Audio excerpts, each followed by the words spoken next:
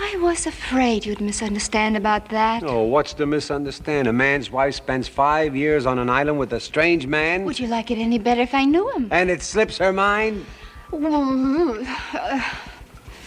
we start again? The 1954 classic There's No Business Like Show Business, directed by Walter Lang, captures the vibrant yet turbulent lives of the Donahue family, entertainers in the bustling world of vaudeville. Starring iconic figures such as Ethel Merman, Donald O'Connor, Marilyn Monroe, Dan Dailey, Johnnie Ray, and Mitzi Gaynor, the film dives deep into the glittering yet challenging world they navigate. With its title borrowed from the hit song in Annie Get Your Gun, the movie paints a vivid picture of the allure and the pitfalls of the entertainment industry. You think suicide when you heard she died? I had no idea. I was at the beach in Malibu. Basically, her struggle was a psychological struggle against abandonment, against abuse. In our terms today, she would have been thought of as an abused child. What if the bright lights of showbiz hid more sinister shadows than we see on screen? Join us to uncover how the glitz and glamour might mask a darker story. The Five Donahues. The screenplay was written by Phoebe and Henry Ephron, based on a story by Lamar Trotty. This movie was a big deal for Fox because it was their first musical filmed using both CinemaScope and deluxe color, which were cutting-edge technologies at the time. The story begins in 1919 and follows Terrence and Molly Donahue as they try to balance their family life with their careers in show business. Their children, Steve, Katie, and Tim, eventually join the family act, making it a group known as the Five Donahues.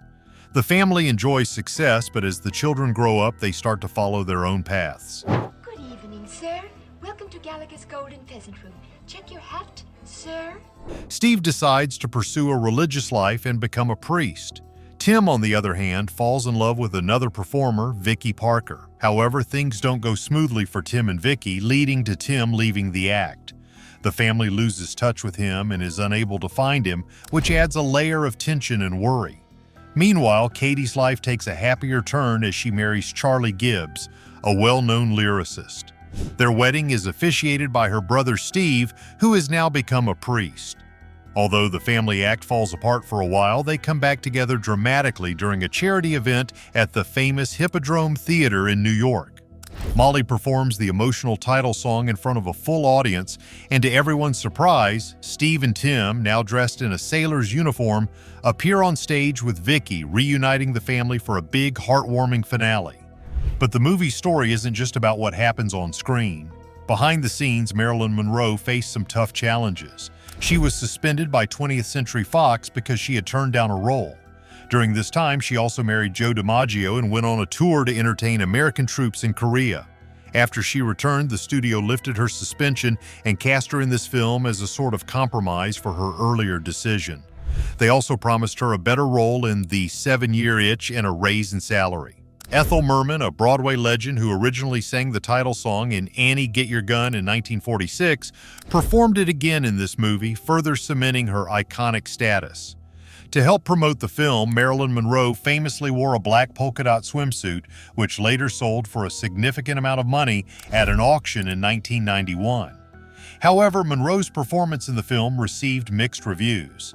Some critics praised her charm, while others pointed out that her acting wasn't as polished as some of her co-stars, particularly when compared to someone as experienced as Merman. The movie, despite its grand production values and the innovative use of CinemaScope, didn't do as well at the box office as the studio had hoped. Marilyn Monroe, it gives me the greatest pleasure to present the famous Photoplay magazine Gold Medal Award as the selection of all of the moviegoers of America who have voted you the most popular actress of the year. The film made a decent amount of money, but it wasn't enough to cover its high production costs. Critics had mixed feelings about it too. Some enjoyed the performances, while others thought there was too much overacting and that the emotional scenes didn't feel very natural. The technology at the time also limited the quality of the film when it was later broadcast on television, which meant that audiences didn't get to see it as it was originally intended. But this wasn't the worst part. As time passed, the film seemed to fade into the background, almost forgotten despite its big-name cast and large-scale production. However, in the early 1990s, when home video became more popular, the film found new life. A DVD release in 2001, which featured a better presentation with letterboxing and improved sound quality, allowed a new generation of viewers to appreciate the film as it was meant to be seen, with its wide panoramic shots and detailed dance numbers fully intact. This re-release helped the film gain recognition as a classic musical, reminding people of its ambitious scope and the heartfelt performances by its legendary cast. Despite the challenges it faced, both in production and reception, There's No Business Like Show Business remains a powerful reminder of the magic of the entertainment world. It captures the joys and struggles of a life dedicated to show business, reflecting the personal and professional highs and lows that come with it. Can Marilyn find her spotlight in Hollywood, or will the tough world of showbiz be too much for her? A global star named Norma. Norma Jean Baker, who would later become known as Marilyn Monroe, didn't start life with the glamour she would one day be famous for. Born into a tough situation, Norma Jean's early years were marked by struggle and neglect. Her mother, who battled serious mental health issues, was eventually institutionalized, leaving Norma Jean to move between foster homes and orphanages. In these environments, she often faced harsh treatment and a lack of stability. At just 16 years old, looking for a way out of her difficult childhood, Norma Jean entered into an arranged marriage. Unfortunately, this marriage didn't last long. Her husband disapproved of her growing interest in modeling, which caused tension between them. Reflecting on those lonely years, Marilyn later shared that as a child, no one ever told her she was pretty. She believed that all young girls should hear kind words about their appearance, regardless of how they look. Dreaming of something bigger, Norma Jean moved to Hollywood during its golden age, a time when the film industry was booming with wealth and opportunities. Big studios like Paramount, 20th Century Fox, and MGM were churning out movies that made many people famous. As stars like Rhonda Fleming and Cary Grant dazzled at glamorous events, Norma Jean hoped to one day be among them. Her big break came when she signed a one-year contract with 20th Century Fox and took on the screen name Marilyn Monroe. At first, she only got small roles and struggled to make ends meet. Movie roles were scarce, and modeling jobs were few and far between. In a desperate move, she agreed to pose nude for a calendar for $50, hoping it might lead to something bigger. This decision turned out to be a pivotal moment in her career. The calendar sold millions, thrusting her into the spotlight and leading to her appearance in the first ever issue of Playboy magazine. But this wasn't the end of her challenges. Even as her career began to pick up, Marilyn still faced uncertainty and tough choices. After landing a small but important role in The Asphalt Jungle, which got good reviews, she started to gain more attention. This led to bigger roles in movies like All About Eve and Ladies of the Chorus. Her stunning looks and growing popularity made her a favorite among fans, appearing frequently in newspapers and as a pinup for servicemen. As her fame grew, so did her personal life. Baseball legend Joe DiMaggio noticed her and asked her out. Despite her initial hesitation, since she wasn't really into sports, Marilyn agreed. To her surprise, DiMaggio wasn't the loud, flashy athlete she had expected, but was instead a quiet and gentle man, which she found endearing. Their relationship quickly became a topic of public interest, blending the excitement of celebrity romance with the challenges of their very different lifestyles. DiMaggio preferred privacy, while Marilyn was always in the public eye.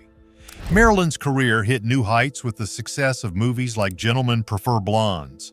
Alongside co-star Jane Russell, she made headlines by leaving her handprints at Grauman's Chinese Theater, solidifying her status as a true Hollywood star.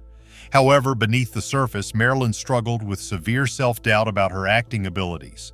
She was often late to film shoots because she was so nervous, and many people saw this as unprofessional behavior. But this wasn't the worst of it. Despite all her success, Marilyn found it hard to shake her insecurities, even as she became one of the most famous women in the world. In 1953, she starred in 3 consecutive box office hits, making her the most talked-about star of the year. Her performances in How to Marry a Millionaire and River of No Return were particularly well received. That year, she was awarded the Photoplay magazine Gold Medal Award, where American moviegoers voted her their favorite actress. Feeling more confident in her star power, Marilyn started demanding better roles and a higher salary from Fox. At first, the studio resisted, but her marriage to DiMaggio and the public's support put pressure on them to meet her demands. After a short but heavily publicized honeymoon in Japan, the studio finally agreed to her terms. Marilyn Monroe and Joe DiMaggio, just married, were quickly thrown into the spotlight as they navigated through crowds and media attention. Shortly after their wedding, they slipped away quietly, boarding a plane to Tokyo for their honeymoon. But even in Japan's capital, Marilyn couldn't escape her fame. The bright lights and bustling streets only highlighted her star power, making it clear that she was still the center of attention. However, the ongoing Korean War loomed in the background, adding a sense of unease to what should have been a joyful time for the newlyweds. During their time in Tokyo at a fancy cocktail party, a high-ranking U.S. military officer approached Marilyn with an idea. He suggested she entertain the American troops fighting in Korea. Marilyn was excited about the idea, eager to connect with her fans and show her support for the soldiers. But Joe was worried about the dangers she might face and wasn't thrilled about her going. Despite his concerns, Marilyn decided to go, feeling that it was important for her to do so. This decision led to some tension between the newly married couple. When Marilyn arrived in Korea, she was greeted with overwhelming excitement by thousands of American servicemen. The weather was cold, but she warmed the hearts of the soldiers with her lively performances, singing popular songs like Diamonds Are a Girl's Best Friend and Bye Bye Baby. The soldiers cheered her on, and Marilyn didn't just perform, she made sure to connect with the troops, sharing jokes and offering words of encouragement. Her visit was more than just a show. It was a way for her to lift the spirits of those who were far from home and facing tough conditions. But this wasn't the only challenge Marilyn faced. The tour in Korea was a turning point for her. It was the first time she truly felt recognized as a star, not just in Hollywood, but by the everyday soldiers who appreciated her presence. Monroe invades frozen Korea, and the GIs come a-running, vowing unconditional surrender. The cheers and smiles from the troops gave her a newfound confidence, helping her overcome her fear of performing in front of large audiences. She later said that these performances were some of the most important of her career because they meant so much to her and to the soldiers. After returning to Japan, Marilyn fell ill. She was exhausted, running a fever, and starting to show signs of pneumonia. Yet despite feeling physically drained, this experience only strengthened her resolve to take control of her career. Back in Hollywood, she used the momentum from her tour to secure a leading role in The 7-Year Itch, showing that she had the power to influence studio decisions. However, Marilyn's personal life didn't get any easier. During the filming of The 7-Year Itch, especially the famous scene where her skirt blows up over a subway grate, Joe DiMaggio became upset. He didn't like the idea of Marilyn being so publicly exposed, and this caused serious problems in their marriage.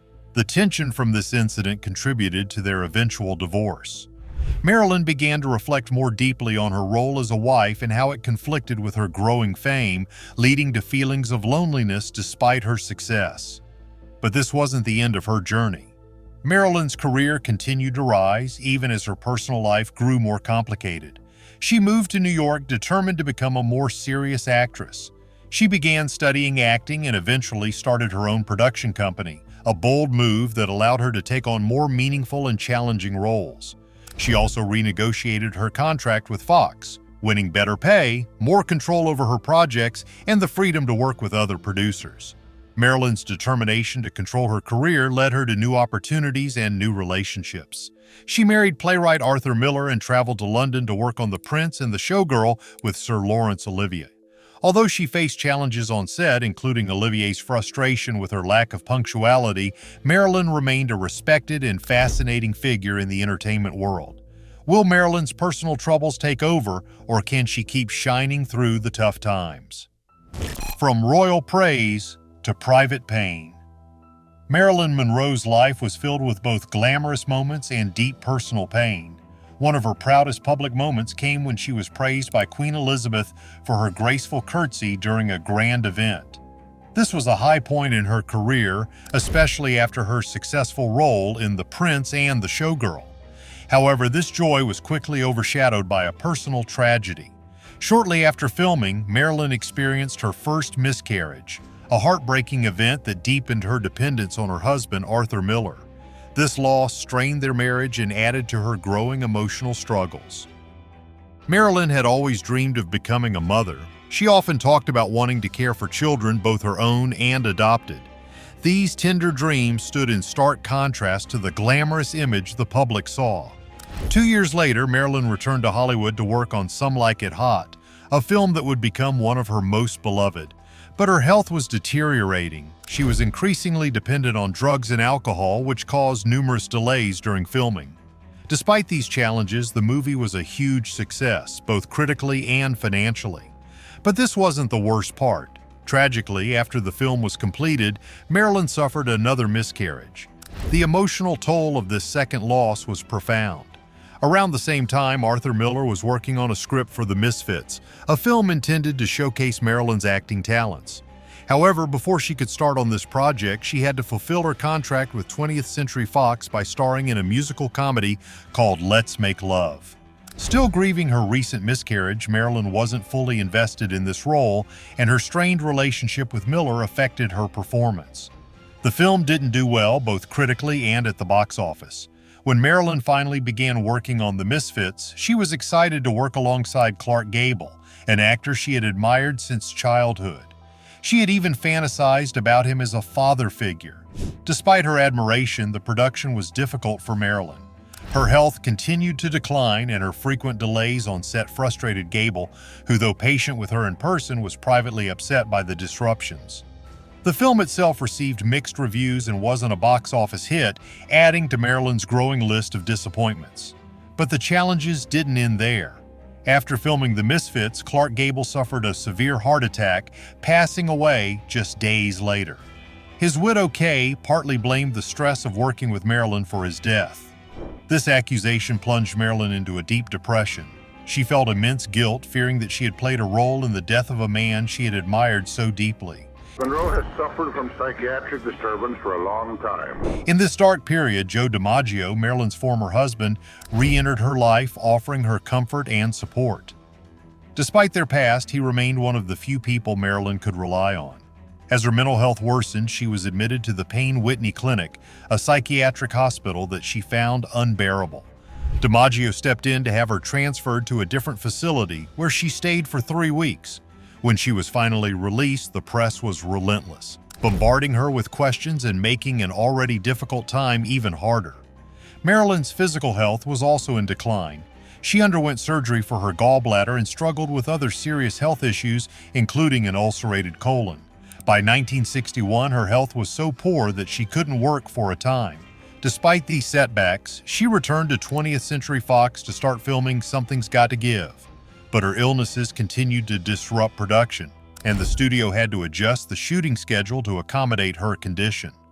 During the filming, a publicity stunt was arranged where Marilyn was to swim in a pool, implying nudity. What was supposed to be a controlled event turned into a media frenzy when Marilyn unexpectedly exposed herself. This caused quite a stir and added to the growing tension between her and the studio, especially after she performed a now famous rendition of Happy Birthday for President Kennedy. She had actually had affairs with either John Kennedy or Robert Kennedy.